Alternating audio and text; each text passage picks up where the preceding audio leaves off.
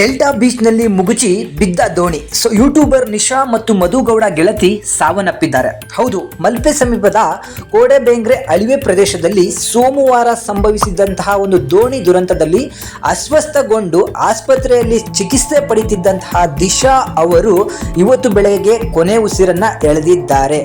ದಿಶಾ ರವೀಂದ್ರನ್ ಅವರು ನಮ್ಮ ಕನ್ನಡದ ಪ್ರಖ್ಯಾತ ವ್ಲಾಗ್ಸ್ಗಳನ್ನು ಮಾಡುವಂತಹ ನಿಶಾ ಹಾಗೂ ಮಧುಗೌಡ ಅವರ ಗೆಳತಿ ಆಗಿದ್ರು. ಇವರ ಜೊತೆಗೆ ತುಂಬಾ ಚೆನ್ನಾಗಿ ಒಡನಾಟಗಳನ್ನು ಕೂಡ ಹೊಂದಿದ್ರು. ನಿಮಗೆ ಗೊತ್ತಿರಬಹುದು, ನಿಶಾ ಮತ್ತೆ ಮಧುಗೌಡ ಅತ್ಯಂತ ದೊಡ್ಡ ಮಟ್ಟದ ವ್ಲಾಗರ್ ಅಂತಾನೆ ಅನ್ಬೋದು. ಕನ್ನಡದಲ್ಲಿ ಇವರು ಸಿಕ್ಕಾಪಟ್ಟೆ ಪ್ರಖ್ಯಾತಿಗಳನ್ನು ಕೂಡ ಪಡೆದಿದ್ದಾರೆ. ಇವರ ಜೊತೆಗೆ ತುಂಬಾ ವಿಡಿಯೋಗಳಲ್ಲೂ ಕೂಡ ಈ ನಿಶಾ ಅವರು ಕಾಣಿಸ್ಕೊಂಡಿದ್ರು.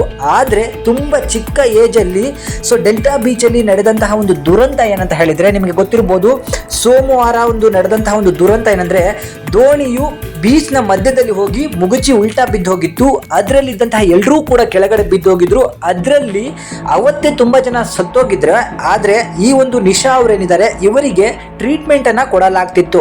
ಆದ್ರೆ ಆ ಟ್ರೀಟ್ಮೆಂಟ್ಗೆ ಇವರು ಯಾವುದೇ ರೀತಿಯಾದಂತಹ ಸ್ಪಂದನೆಯನ್ನ ಕೊಡದೇ ಇರೋ ಕಾರಣದಿಂದಾಗಿ ಮಂಗಳವಾರ ಇವರು ಕೊನೆ ಉಸಿರನ್ನ ಎಳೆದಿದ್ದಾರೆ.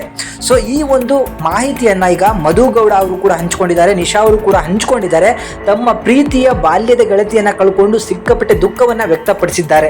ಇವರಿಗೂ ಕೂಡ ತುಂಬಾ ಜನ ಪರಿಚಿತರಿದ್ರು. ಆದ್ರೆ ಹಲವಾರು ಬಾರಿ ಇವ್ರುಗಳೆಲ್ಲರೂ ಕೂಡ ಬೀಚ್ ಹತ್ರ ಹೋಗಿ ತುಂಬಾ ಫೋಟೋ ಶೂಟ್ಗಳನ್ನು ಮಾಡಿಸಿದ್ದಾರೆ, ತುಂಬಾ ರೀಲ್ಸ್ ಗಳನ್ನ ಮಾಡಿದ್ದಾರೆ, ಸಿಕ್ಕಾಪಟ್ಟೆ ಎಂಜಾಯ್ಮೆಂಟ್ ಗಳನ್ನು ಕೂಡ ಮಾಡಿದ್ರು. ಬಟ್ ಹಣೆ ಬರದಲ್ಲಿ ಬರೆದಿದ್ದು ಇಷ್ಟೇ, ಅದು ಯಾವತ್ತು ನಡಿಬೇಕು ಅವತ್ತು ನಡೀತದೆ. ಇವರ ಆತ್ಮಕ್ಕೆ ಶಾಂತಿ ಸಿಗಲಿ, ಹಾಗೂ ಇವರು ಏನೇನು ಕನಸ್ಕೊಂಡಿದ್ರು ಅದೆಲ್ಲನೂ ಕೂಡ ನುಚ್ಚುನೂರಾಗಿದೆ. ಇವರ ಮನೆಯವರಿಗೆ ಇವರನ್ನ ಕಳ್ಕೊಂಡಿರುವಂತಹ ಒಂದು ನೋವನ್ನ ಭರಿಸುವಂತ ಶಕ್ತಿಯನ್ನ ಆ ದೇವರು ಕೊಡ್ಲಿ ಅಂತ ಹೇಳ್ತಿ ಕೇಳ್ಕೋತಾ, ಇವರಿಗೆ ನಮ್ಮ ಕಡೆಯಿಂದನೂ ಕೂಡ ರಿಪ್ಪನ್ನ ತಿಳಿಸೋಣ. ಯಾರೇ ಎಲ್ಲಾದ್ರೂ ಹೋಗ್ರಿ, ತಮ್ಮ ಒಂದು ಸೆಕ್ಯೂರಿಟಿನ ಎಲ್ಲೂ ಕೂಡ ಮರಿಬೇಡ್ರಿ ಅಂತ ಹೇಳ್ಕೋತಾ ಇವನ್ನ ಮುಗಿಸ್ತಾ ಇದ್ದೀನಿ. Thank you.